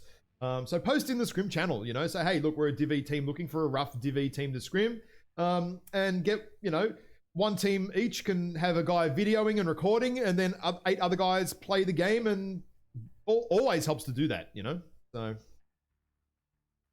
Yep, no doubt. Like 100%. Like the main benefit about recording is that everyone can watch it at the same time. Yep. And rather than being restricted to one person's point of view, you can see the whole thing unfold as a whole and go, all right, this is where we went wrong. This is where we went right. This is what we need to polish for next time. When you were doing this, maybe think about doing this instead. And what also helps is when you're recording is if you've got the spectator recording also in your voice comms, just not talking, you can hear the voice comms and work out what and who's doing what and where things are going wrong with the comms. Because that's normally the problems, the comms. Generally not the plan is the plan, but sometimes the comms get all over the joint. I know for myself, it's all over the place. You're like, who's doing bloody what and who's not paying attention and who's doing their own thing. And, I mean, sometimes you need to do your own thing. That is a big loss with trying to get the Twitch afterwards if you don't have the comms too. Oh, yeah, it's huge. It's always good when you see and I mean, we will see that when the comp queue opens is some pilots are going to do cast from their cockpits, like in their team, so you can actually hear their comms and stuff, and what's going on from their first person view and stuff, which is all, I love seeing that stuff too. It's also super cool. So, yeah. So, I mean, the other question we'd have is, having played this exhibition, any ideas or suggestions either of you would make for, quality of life improvements as far as rules go? I think I mentioned it in the lobby text, and I know this map ban isn't important during the group queue part, the comp queue part, but having either the maps ordered in first 1, 2, 3, 4, 5, or have a number show up would be helpful. So I kept on forgetting what the next map was going to be. I would also echo that. Well, yeah. So Yep. I mean, something like the caster actually saying, okay, maps will be the following order, and just saying this is the map. I think Team 1 has 5 minutes to lock. they're still working on the tool. I can actually see Live is banging out probably a whole wall of rubbish text in the channel as he tends to do, and across 3 different channels, which I'm going to have to try and work out where they all exist later. But I think the map ban thing is still actually being worked on, so it's not a finished product yet because they're still adapting it for us. But if you guys actually keep your team links that you get at the start, you can just leave that link open so you know what's coming, if that makes sense. Well, I see the maps when I'm looking at it right now, but I don't see it in any kind of order unless it was... No, it's not in the order that we played. That's the only thing we're looking for. Have a 1, 2, 3, 4, 5, or have the actual list change 1, 2, 3, 4, 5, something like that. Yep. There might be another link as well. I think there's like a view link or something. Yeah, there is the view link. That's the one that we use, which has Oh no, 1, I've got a different one 2, again. 3, 4, 5. No, I got a different one again to the viewer. So the viewer is like the public viewer link. It's got a couple of ads and shit on it and stuff like that. But I don't know what that has on it either. But anyway, noted. Good feedback. I know Live's watching, so he can listen to all that and process it and work it out. But yeah, if the teams can't see or know what side's coming up over 5 drops, that could definitely be a pain in the ass. Like legit. Right. Tiger, you got anything else? Just echoing what you say, Tam, just what we're starting with and what order it's going to be in, so we can just plan accordingly. So my guys were like, okay, what's next? And basically like being stir crazy for about 45 seconds. So right. Yep. No. Less crazy is better. Yeah. Live, especially with these guys. All right, I'll put Live on task, man. He can go sort that stuff out. So on the team link, you want to see the results of it spelled out clearly because I know it. Yeah, when you click the map Results band, of the map order, yes. We, Yeah, we the don't need order, to have the yeah. game order, the game results in there, but No. the map order would be helpful. Yep, it's map the order. Instead of the red, Yeah, blue, yeah. instead of the red, blue, just icons, maybe if you had a 1 or 2 on that as well, because people will Or forget either A or which one's B. team 1. Yeah. Or maybe even And make it then- a bit larger, I think, as well. It's even hard for Or me to just see. have text. Just Yeah. have text instead of the cool icon. Just say TM1, TM2. Or home and away or something like there's a home team always and there's always an away team. Maybe something Whatever like that. the text is in the comp queue should be the text here. Yeah, just so we're knowing, like, okay, we know we're dropping on this side of the map on these maps. The other team's dropping on this side of the maps all the time, and which order it's going to be in. Yep. Yeah, So and we're not- Good. I need to take what I just said back because we won't be in the comp queue when you use this tool, right? No. This is only for Correct. semifinals. Right, So so this that correct, doesn't matter. So this tool is only for the semi-finals onwards. In game, Right, so it's just whatever totally different. the text is in the lobby should be the text on the tool. Yeah, I think so. I'm a bit confused. I'm actually just envisioning CompQ right now and all the stuff, but the CompQ stuff in game is a lot simpler because you're not playing 5 drops. It's best of 1, so it's totally different in the Right. game. You're only picking 1. You ban 2 maps each in the CompQ, not we're playing 5 different maps. We need to select them all, if that makes sense. Yep. Yeah, so in game is very different to outside, but we'll work on we'll take that feedback and we'll work on the tool for sure. Absolutely. So, any other questions or Yeah, I comments, think fellas? that's pretty much it. But... Yeah. And again, I appreciated everybody. And Blackthorn and CH again, thanks a lot. Once I saw the names on the other side, I knew this was going to end up like this, but it was still good learning and good fighting. Oh, sorry. Didn't Bob tell you what you were going in for, mate? Did he send you down the chute without telling you where you were going? Well, the next taco I give not Bob will be through his ass. Oh, very good. dear. All right, well, thanks for joining us, guys. We're just going to go have a quick chat with the Twitch chat and any questions, cover off anything else. And yeah, thanks for joining us. Thanks for the exhibitions. And Cheers, everybody. Yeah, thanks, boys. Later, guys. Cheers. All right, chat. Do you have any questions for us regarding the rules, the format, or anything like that? What I will do quickly is bring up the rules page here again, the little infographic. If Mr. Dadachi, you want to run through that very quickly, how it works. Right, so when you go into, well, if we talk about when you're actually in CompQ itself, literally you'll hit launch, it'll do the time, or the rundown timer thing, same way it does in Solaris. If you get selected to have a match, it'll come same way it does in Solaris with your team on one side and the other team on the other side. You'll go see the list of maps and each team will have a chance to click through and ban a map. Those maps will disappear from the pool. Once it's on to which map you're playing, you then have a chance to set your mechs and your lancers. And then, yeah, the timer hits, you wind up having the match launch, and you play from there. Yep. As far as the actual semi-finals onwards stuff goes, the key thing to remember is that you need to be, if you want to get the rewards, you need to be on a team when the CompQ stage ends. I'm actually just So you flicking can't over. just join up with someone.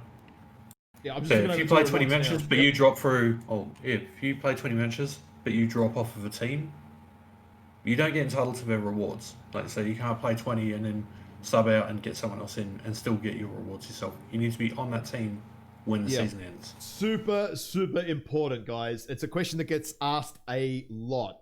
If you as an individual play 20 teams and leave 20 games, and leave a team, you don't get nothing.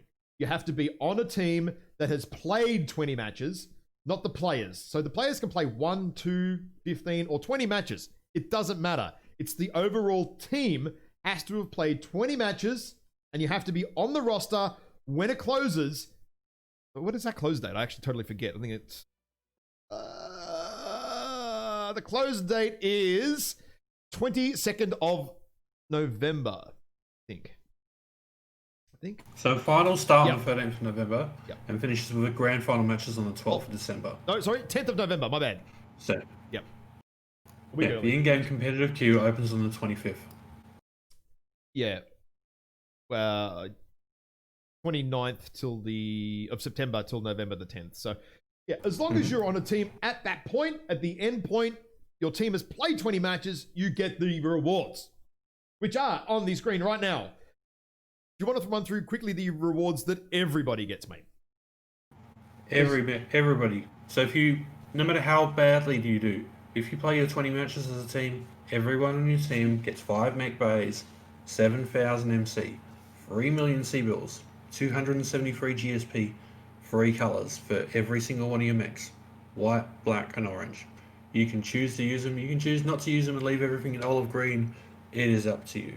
Yep. But you get access to them without paying any money, without having to buy them with GSP or buy them with MC, nothing. It's pretty good. And if you get further if you up, go any better than that, yeah, if you get into the top 30, guess what? You get an extra 2 mech bays, an extra 1,000 MC, 2 million C-bills, 182 GSP, and titles as well. That's just for taking part and just for hitting the top 30. It's eminently doable. Hell, last year's Pseudo's streamer team almost managed to hit the semis. imagine Karen getting to the finals. That'd be jeepers. That'd be interesting.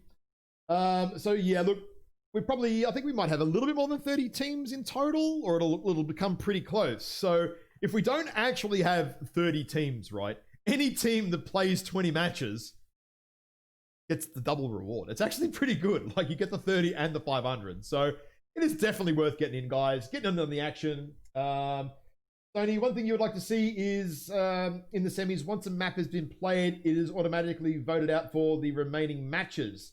Well, in that match set, it is. They can't play a map twice. So not exactly sure what you mean. If you mean for the remaining 12 games, well, that kind of can't work because we don't have 12 maps. That's another problem. So any other question is... Stuff if he says, wait, that means I get free stuff, even though I will die horribly. Yes, you do. Just having a look here in the chat. So there's no other questions. Cool. That pretty much brings everything to a close, unless anyone has any other questions. I would just like to say, once again, thank you to PGI for continuing to support this tournament each year.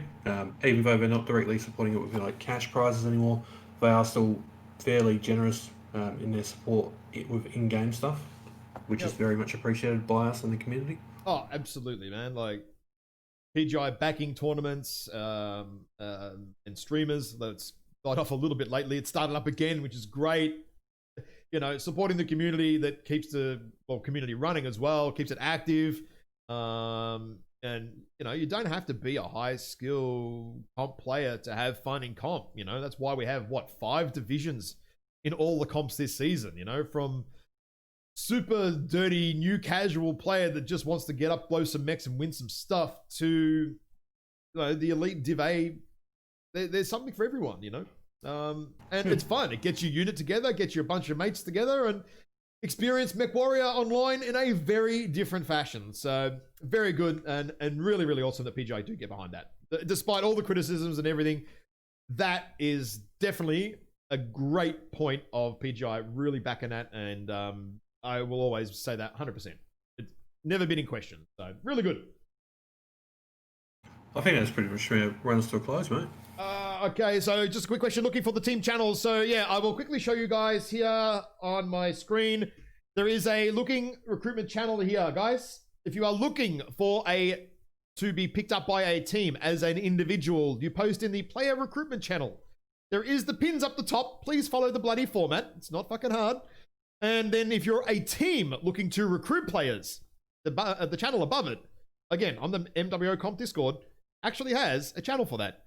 And again, you need to be a team leader to post in there. So you need to ask one of the admins to assign you a team leader role if you are a team leader, and you have a team, a Discord, a forum, whatever, right?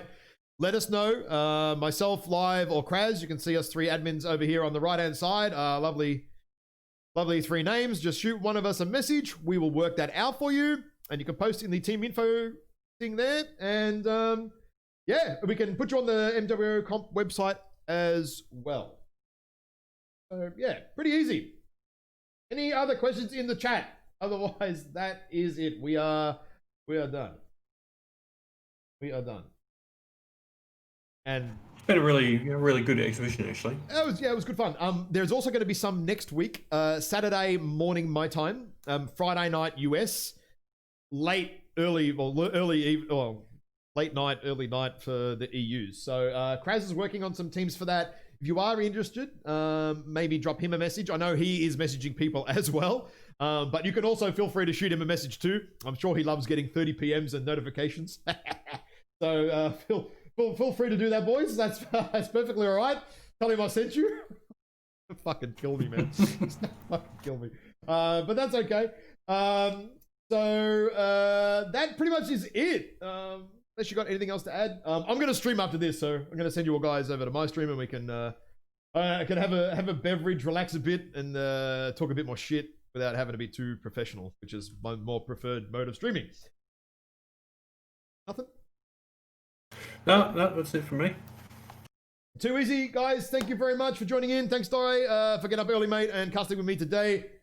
Viewers, thank you all for tuning in. It's been great. It's been awesome. So stick around if you want. If you don't want to, you don't have to stick around and watch my half professional ass talk a whole bunch of shit and play crappy music. So anyway, guys, thank you for tuning in, and I'll catch you guys later on. Till next week, we'll have some more casting. See you then. Bye. Later.